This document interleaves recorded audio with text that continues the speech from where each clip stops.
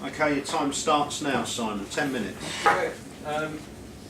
My literature review was based on kinetic typography and specifically the semiotics in kinetic typography. So that would be the meaning and if there's any meaning behind it. With my literature, my idea was to analyse and critically evaluate it. So I'll be looking at things such as if there's any potential bias from the author's upbringing. So ways if he was brought up in one particular way that could indoctrinate his opinions on certain things or stuff like that.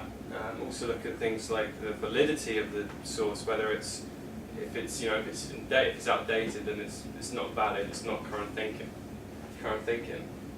And also the credibility of the author is, with more and more things being published online, it seems everyone can have their own say. Someone can have a whole blog and write absolute nonsense. So it's important to consider what else each author has contributed. First one I looked at was Media Semiotics, an introduction by Jonathan Bignell. After briefly researching into his background, it was clear that he has released multiple publications within the media sector. The only thing which was worth noting is that he teaches at the University of Reading and he teaches in television, and that's kind of the reality TV. So his media semiotics, it may not be targeted towards typography. That's not his field. It may be more meaning behind reality TV and things like that. Also, it was released in 2002, so that's nearly 11 years old. So things have progressed very vastly since 2002. Not just technology, but also the ways in which designers incorporate messages behind things. So, whilst he says that it includes revision on all chapters to bring it up to date, this was still written 10 years ago. But on the other hand, it is the current edition, so if it's the current edition, they haven't released a new one, does that mean it's still current thinking? They didn't need to update it, so it could still be current thinking.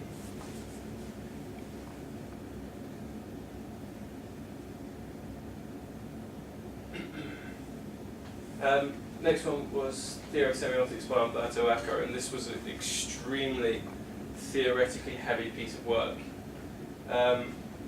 It's clear that Umberto Eco has worked with semiotics in great detail. He's an Italian semiotician, so he has worked in semiotics before. He was co-founder of a journal called Verses, which is basically it's where people can publish. It's a chance for semioticians to publish their findings and stuff, and lesser known researchers to contribute. One problem with it was that it doesn't really discuss the specified topic of kinetic typography. He talks about semiotics in a very broad term. It doesn't really discuss the area which I want to talk about. But there's no reason to say that this is a useless piece of literature, because there's no reason why I can't take what he's talking about and apply it to a showcase piece of work which a designer's made. I found this piece, Media Discourse, by Mr. Fairclough. I can't remember his first name off the top of my head. But he writes a really interesting piece about how kinetic typography can communicate meaning through movement. And he also talks about the differences between the way different mass media use their techniques. So for example, newspapers will use graphic and printing techniques to communicate across what they're trying to say. Radio uses sound, but that lacks visualization. But he gives an example of television, but with computer screens it can be anything.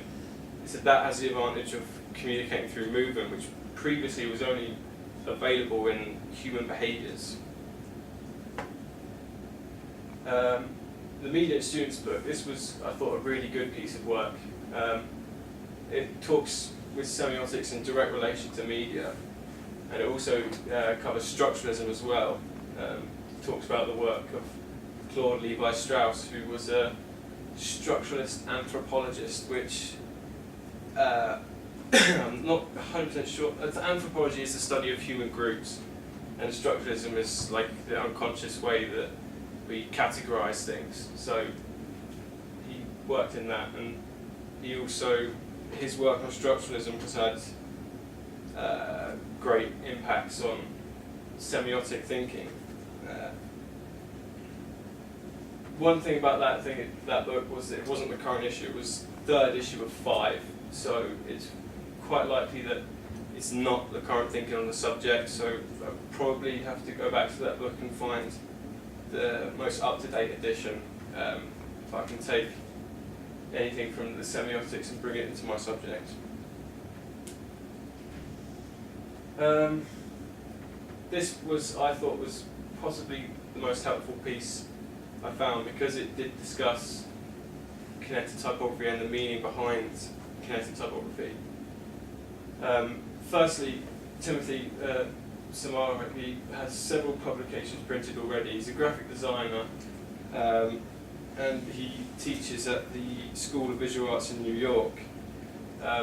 This particular piece was fantastic because the problem I found with the books that I was finding as well, typography, was they were very showcase heavy. They would show the work, but didn't necessarily talk about like explanations how they were made or why they were made.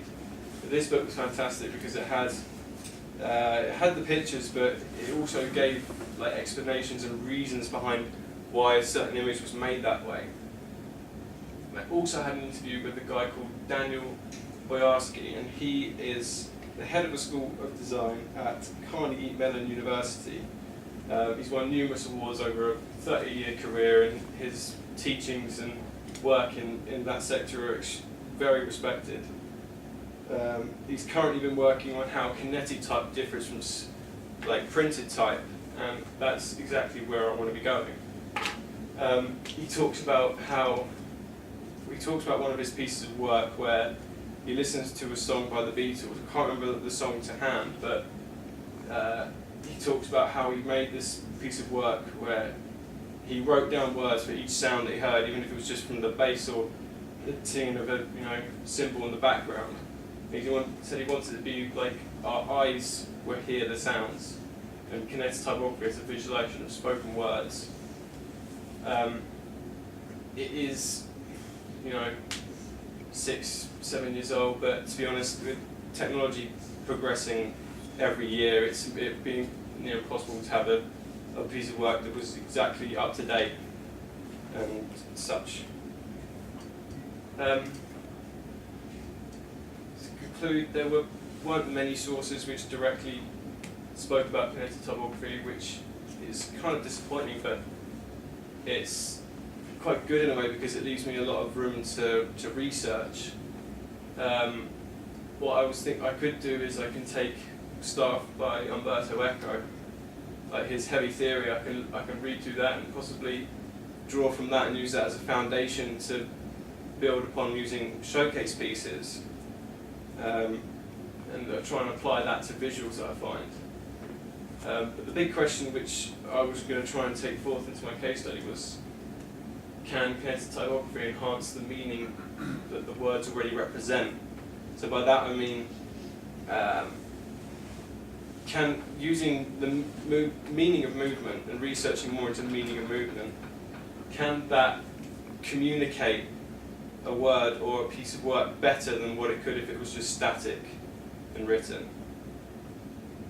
And that's where I'm kind of at.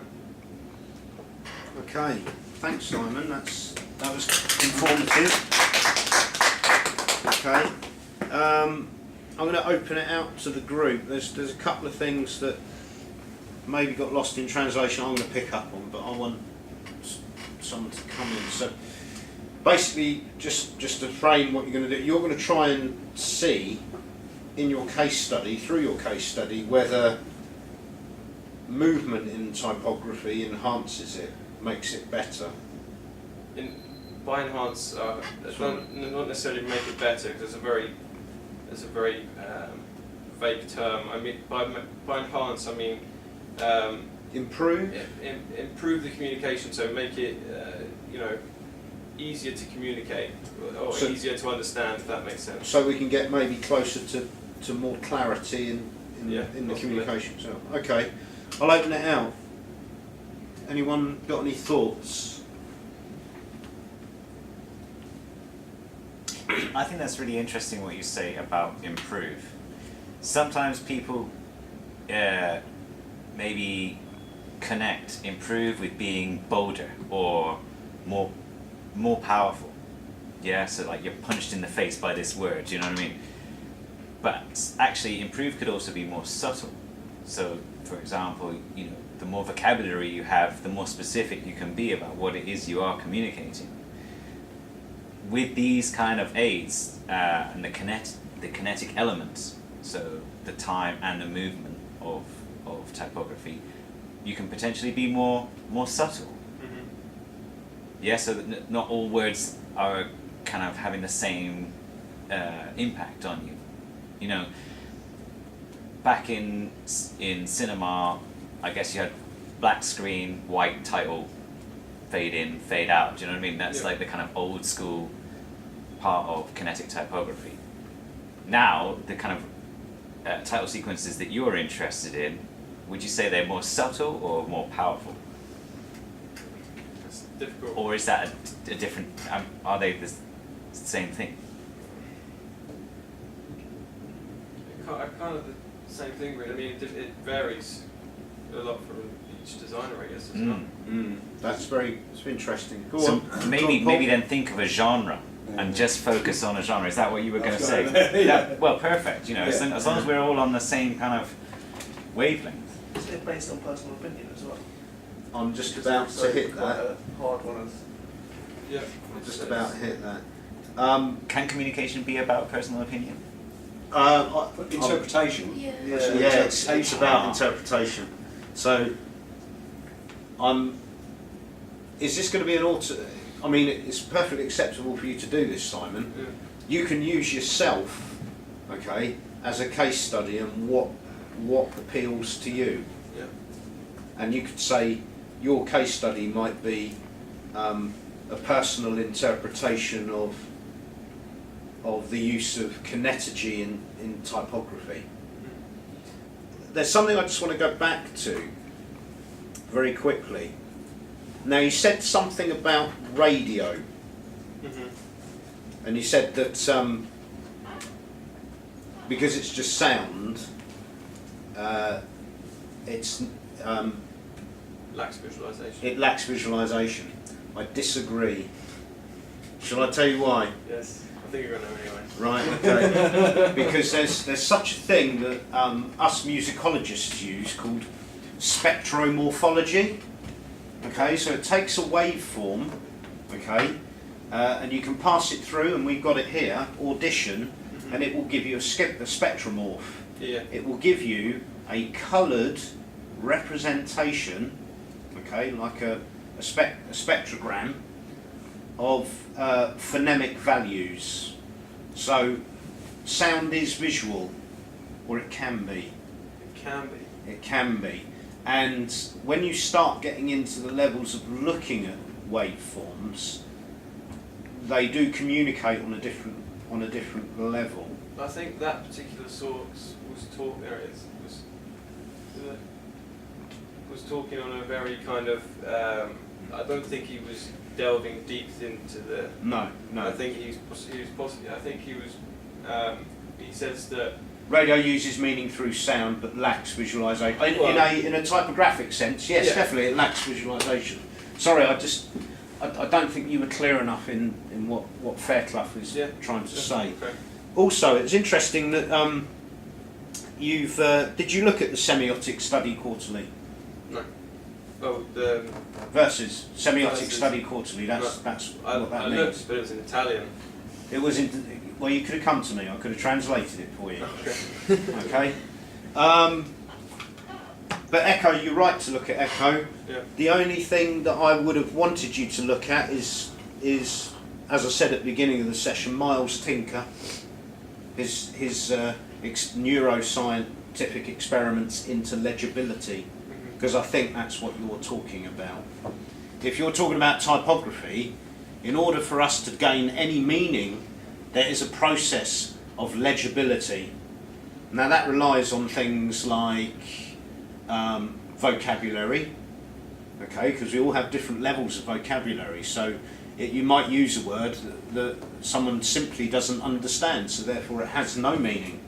No matter whether you have exploding fireworks behind it, or it comes up and is 3D and revolves and then whizzes off the screen, it will still not have any meaning because you don't understand the word. Do you see what I mean? So that, yeah, there could be a series of experiments. A good example, which I wish I had have included, which I didn't, was a music video by a band called Citizen Coke, and it was, the lyrics to the song were just words,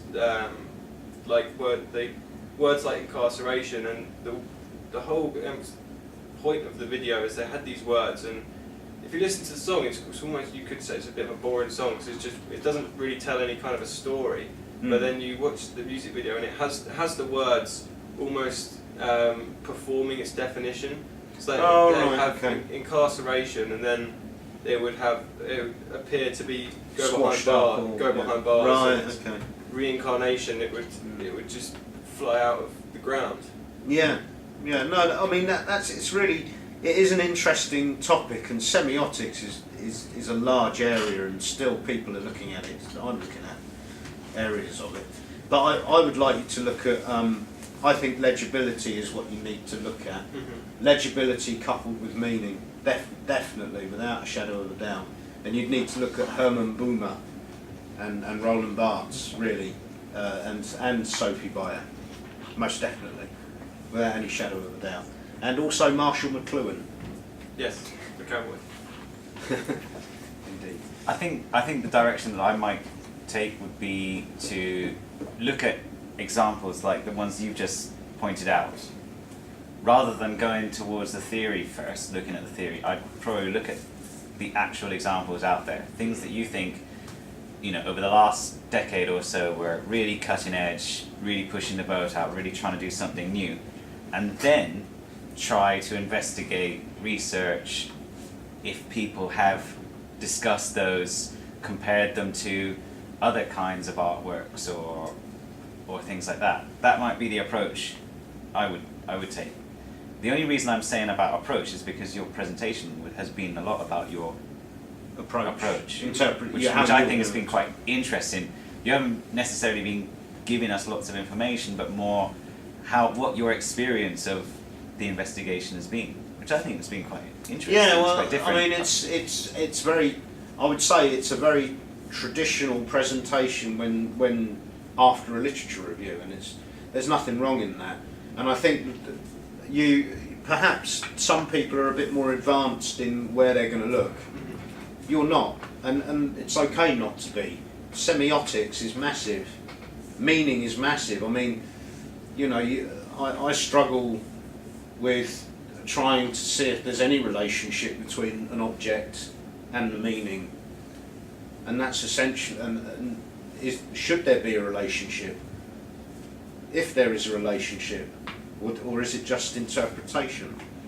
And I think your case study could be show a level of autonomy. You can use yourself as the subject, if you like. That's fine. I think that's absolutely fine to do that. You would need to. I think I would need to give you some heavy guidance about how you would write in kind of an academic and autobiographical way, because I think that's what you're going to have to do. I think, because you are dealing with your personal interpretation. So your case study might be interpretive responses too, and it could be, and that would give you caveats to explore whatever it is you wanted to explore in your personal space and how you respond to words on screen. I think that's fine, isn't it? I can't see any problem with a kind of an academic autobiography. Autobiography is totally legitimate. It's just how you Again, it's got to be well referenced. I've got one question. Do you think that kinetic typography has got better? Do you remember you introduced that earlier on? Loaded question. better, If I that's ever a- heard that's a- one. Yeah, but I'm kind of interested in your answer because I know that you're quite into your old school stuff. You know a lot about early title sequences, probably more than I do. Are you going to compare different times again, or? Probably not. Simply because from doing that last year, I learned that it's not fair. It's problematic. Yeah, you can't really compare time periods because of No. the resources they had. But maybe you can compare time periods in terms of what is it we're actually looking for, not the technological part, Yeah. but Outcome maybe. again, I'm going back to the kind of content, different periods of time. If you look at the content, it tells a lot about society. Yeah. And maybe you can say something about society by looking at different times of kinetic typography, or different uses of typography in Again, that's narrative work. that's epistemology type stuff where you look at histories, and you use it, and it's a bit cultural as well. It's almost cultural studies, where they look at society to measure society. I think it might be quite fruitful. Yeah. Well, I mean, I'll certainly have a look at it. No reason why not. Okay. All right. Thanks, Simon. Thank you, Simon. That was good. Okay, Jez, do you want to get set up? Yeah.